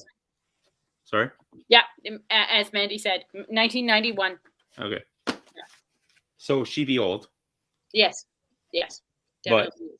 But I mean, the video, the animated series, has a lot more Bill. True. Has an entire like live action dream sequence at the start, which is amazing. Where Ovis is flying a plane, and he shouldn't be because penguins can't fly. And there's the entire flightless bird group therapy session with the albatross with big long wings. What does she want, quality or quantity? Because one of their wives leaves them for an albatross. Yep. And then they get interrupted by the cross-dressing cockroach in Crisis. Oh goodness. So I wonder why. I mean, it's a great story in itself, so it's funny that they added so much to the animated series. Yeah. I must take a few minutes pause again. So you're gonna have to, Okay, well, do you need to take a few minute pause at this exact moment, or can you wait 5 minutes? Because we've been going at this for 2 hours, and I'm maybe it's time to say fairly sure we can start saying our goodbyes and letting everybody get on with their Sunday nights. And it is like 10 something on a Sunday night, and people have to get up early to go to work tomorrow. Yeah. Mainly this asshole here, and really that dude. The longer I stay on, the more I'm going to drink. And that may just not be good for anybody. Mandy commented that they think that the book is out of print, and I do believe that's the case. Yes, I have read that. Yeah. So I managed to find a library binding copy. Okay. On eBay or something. Nice. I did have a copy of it a couple of years ago, but I couldn't find it, so I scrambled to try and find this one, just basically to re-own again because I love the story, and for tonight because it needed to be read. Well, we will continue to perpetuate the need for this story, and maybe, you never know, it could get reprinted again. Could happen. Possibly. Now, we wish you all happy holidays, and whatever holidays it is that you celebrate. Yes. We hope that you have a fantastic rest of the season and the rest of the year. Absolutely. And for any of you that are interested, we are doing this all again. Like a live stream, you mean? Yes. Yeah, not a Christmas live stream, another live stream on January 1st. So if you're all hungover and you don't know what to do late on, I guess that would be Saturday night, the 1st, again at 8 o'clock, we are doing a 2021 year in review live stream where we'll be talking about all the best and the worst that came out of the year that was. And you're all invited to join us on that night and bring all of the stuff that you want to talk about 2021, the best things the best concert you took into, if you managed to get out to see some live shows like we did in 2021, best movies of the year, worst movies of the year, just best and worst, and stuff that you did and got around to seeing and doing and taking in and everything. We'll just be doing we'll be going back through all of the episodes of the podcast and rehashing a bunch of the stuff that we talked about all the way back starting in February of 2021 and things like that, for sure. Yeah. So you're all invited for that. And if we don't see you or hear from you between now and then happy holidays. Yes. And thank you for coming out. Yeah, thank you for joining and all of your comments, guys. We had a blast, and thank you for commenting and getting involved and sharing with us, because we don't just want to hear ourselves talk all the time. No, not just us. No. Oh my God, that's insensitive. So boring. Have a good night, everyone. Happy holidays. How do I stop this? There we go. Bye-bye.